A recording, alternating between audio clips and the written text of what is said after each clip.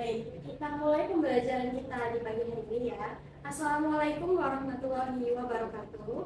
Waalaikumsalam warahmatullahi wabarakatuh. Bagaimana kabar kalian di pagi hari ini? Apakah baik? Baik. Alhamdulillah. Berarti kita harus semangat ya kita pembelajaran di pagi hari ini. Nah, sebelum kita memulai pembelajaran kita hari ini, alangkah baiknya kita berdoa terlebih dahulu. Berdoa mulai. Berdoa cukup. Selanjutnya saya akan mengecek kehadiran kalian. Apakah dari kalian ada yang tidak berangkat dan tidak mengikuti pembelajaran di pagi hari ini?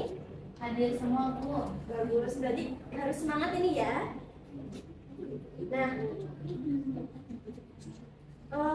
pagi hari ini, apakah ada dari kalian yang sudah menyimak, mendengar, atau menonton, atau membaca berita di platform internet atau di televisi?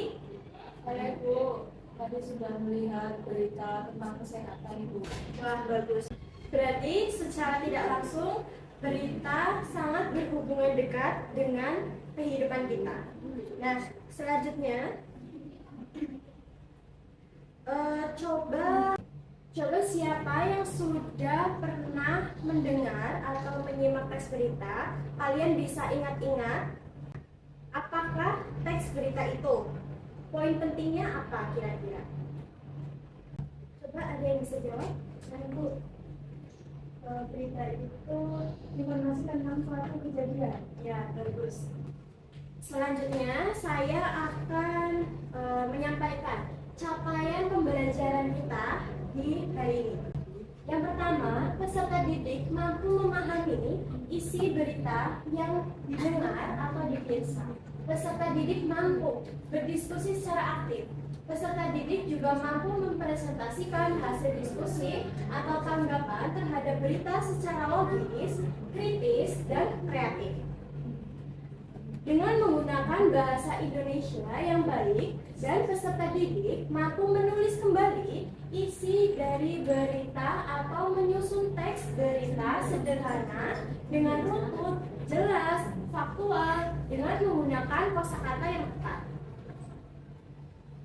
Adapun tujuan dari pembelajaran kita di pagi hari ini, peserta didik mampu mengidentifikasi unsur-unsur berita 5W dan 1H, berisi fakta dan opini dari berita yang akan didengar atau yang akan disimak. Yang kedua, peserta didik mampu menjelaskan isi makna berita secara lisan maupun tulisan. Yang ketiga, peserta didik mampu menganalisis informasi dan ketepatan isi berita dari berbagai sumber secara kritis. Peserta didik mampu menyampaikan pendapat terhadap berita secara santun, logis dalam diskusi yang akan berlangsung. Yang kelima, peserta didik mampu menyusun teks berita secara sederhana, runtut, dan sesuai kaidah bahasa Indonesia. Nah, kita lanjut ke materi teks berita hari ini. Pengertian teks berita. Tadi sudah disinggung sedikit ya tentang pengertian teks berita. Saya akan menambahkan teks berita adalah teks yang berisi informasi tentang suatu kejadian atau peristiwa aktual yang disampaikan secara faktual. Selanjutnya, ada ciri-ciri teks berita. Yang pertama, bersifat faktual, berdasarkan kenyataan. Yang kedua, mengandung informasi penting. Yang ketiga, disampaikan secara jelas dan singkat. Yang keempat, menggunakan bahasa baku. Yang kelima, menarik perhatian pembaca.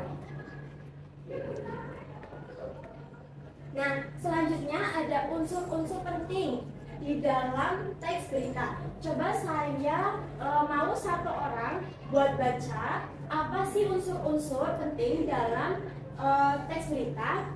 yang 5W 1H? Saya Bu. Baik, silakan Mbak. Teks berita itu terdapat 50 plus 1H, yakni buat yaitu apa, buat siapa, buat mana, buat kapan, buat mau apa, dan mau bagaimana. Baik, terima kasih Mbak atas pemaparan dari unsur-unsur teks berita. Selanjutnya, kita masuk ke dalam struktur teks berita. Teks berita terdiri atas judul berita, kepala berita, tubuh berita, dan ekor berita. Apa sih judul berita itu? Judul berita memuat inti atau gambaran utama dari isi sebuah berita. Dan yang kedua, kepala berita memuat informasi terpenting yang tadi sudah disampaikan oleh Mbaknya tentang 5W dan 1H. Yang ketiga, ada tubuh berita, yaitu berisi isi berita secara lebih rinci dan lebih lengkap. Yang keempat, ada ekor berita sebagai penutup berita yang berisi informasi tambahan. Nah, sekarang ada contoh. Siapa yang akan membantu saya untuk membacakan contoh dari teks berita ini? Dan nanti teman-teman bisa menyimak mengenai pembacaan teks berita ini. Ya saya Baik. Bu. Silakan Mbak. Menurut beritanya yaitu siswa SMP gelar H. Contoh beritanya siswa SMP gelar kerja bakti membersihkan lingkungan sekolah ibu kata. Pada Senin, siswa kelas 9 SMP Nusantara melaksanakan kegiatan kerja bakti membersihkan lingkungan sekolah pada Senin pagi. Kegiatan tersebut dilakukan untuk menjaga kebersihan dan kenyamanan lingkungan sekolah. Kerja bakti dimulai pukul 7 WIB dan diikuti seluruh siswa serta guru. Para siswa memberikan halaman, ruang kelas, dan taman sekolah secara bersama-sama. Menurut kepala sekolah, kegiatan tersebut bertujuan menumbuhkan rasa peduli terhadap lingkungan dan meningkatkan kerjasama antar siswa. Kegiatan kerja bakti berlangsung dengan tertib dan mendapatkan respon positif dari seluruh keluarga sekolah. Baik, terima kasih ya Mbak.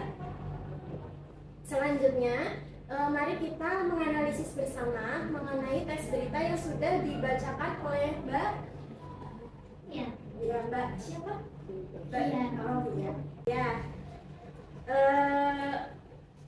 Dari contoh teks berita ini, apakah unsur-unsur pembentuk berita ini? Ada yang bisa menjawab?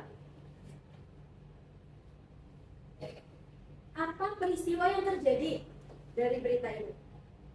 kalau peristiwa yang terjadi yaitu kerja bakti membersihkan sekolah. Baik. Lalu siapa saja yang terlibat dari teks berita ini? Siswa dan guru. Baik. Terus di mana kegiatan ini berlangsung? Di SMP Nusantara Bu. Bagus sekali. Jadi kalian sudah sedikit memahami kan tentang teks berita dari unsur-unsur pembangunnya juga. Anak-anak, coba kalian ingat kembali berita yang pernah kalian simak atau kalian dengar. Apa sih berita itu? Nah, kalian bisa sampaikan di barcode yang sudah ibu tampilkan di depan. Silakan bisa di-scan menggunakan handphone kalian ya. Apa yang kamu tahu tentang berita?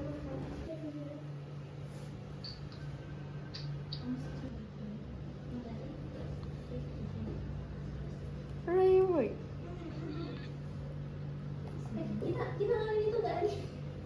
Hah? Wah, kalian ternyata sudah sedikit tahu tentang berita ya, anak-anak.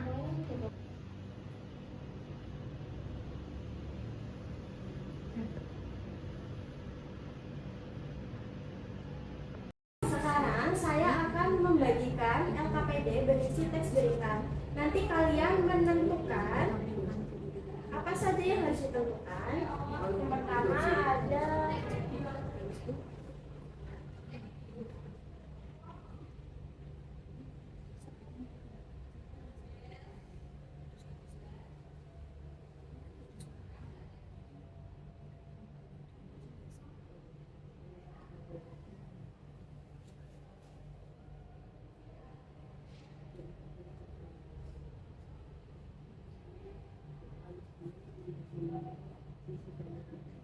Saya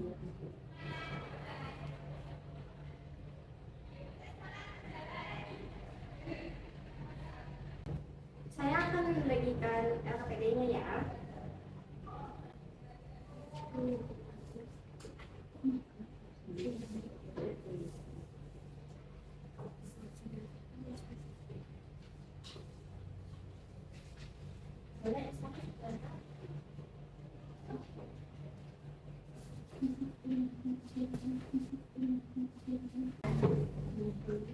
Baik, tugas ini nanti kalian kerjakan secara berkelompok. Jadi setiap kelompok ada 2 anak. Bisa ini kelompok 1, kelompok 2, kelompok 3, dan kelompok 4. Dan saya akan bagi materi apa saja yang akan kalian bentuk. Yang pertama ada buat kelompok 1, berita kegiatan sekolah. Catat ya. Yang kedua ada berita olahraga. Untuk kelompok 3, berita lingkungan, dan yang untuk kelompok 4, berita kesehatan. Baik, apakah ada yang ingin ditanyakan? Ibu, apakah berita harus berdasarkan fakta? Iya, berita harus berdasarkan fakta. Agar informasi yang disampaikan dapat dipercaya. Bagaimana? Apa sudah menjawab? Terima kasih. Apakah ada lagi yang akan bertanya? Ya, baik, silakan. Mengapa berita harus menggunakan bahasa baku Ibu? Agar mudah dipahami dan bersifat resmi. Jadi lebih sopan aja ya, Mbak.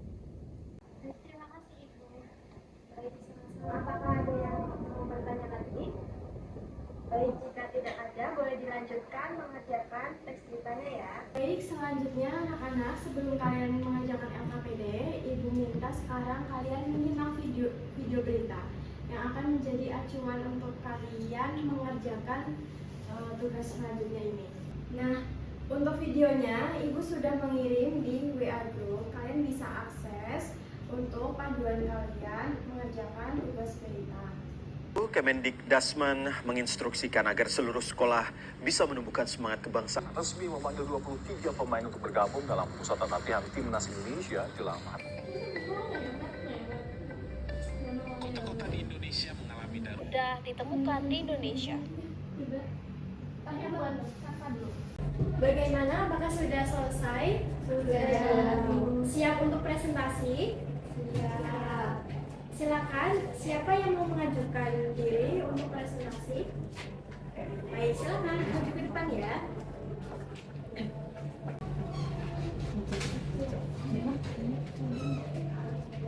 Silakan disampaikan ke teman-teman, nanti teman-teman memperhatikan apa yang disampaikan di depan.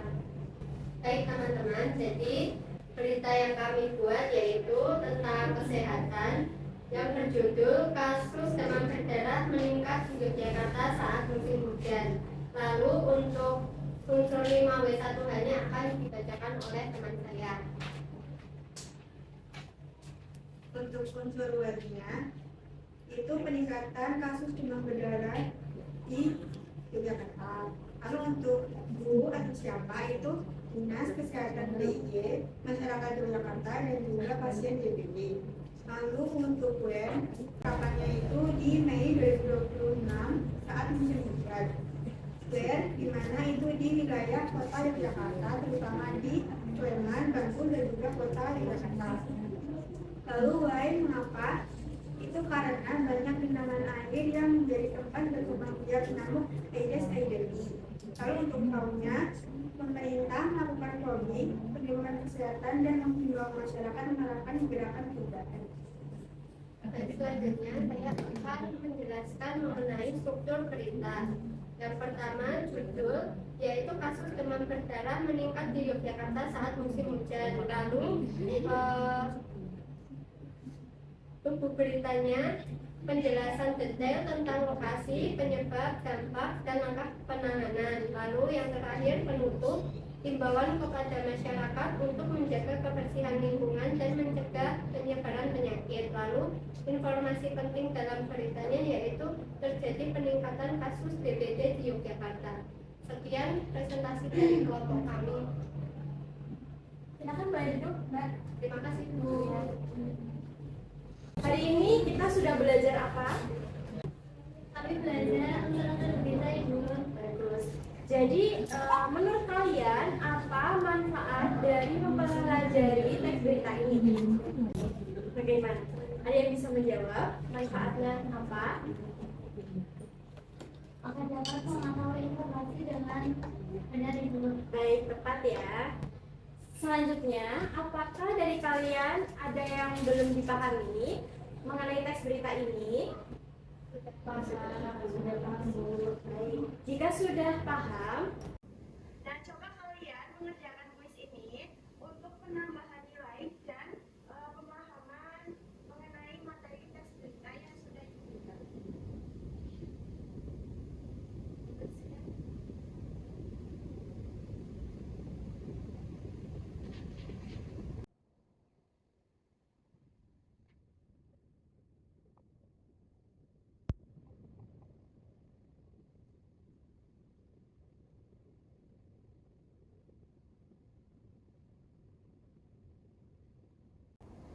Baik, sudah banyak yang sudah mengerjakan dan skornya juga sudah banyak.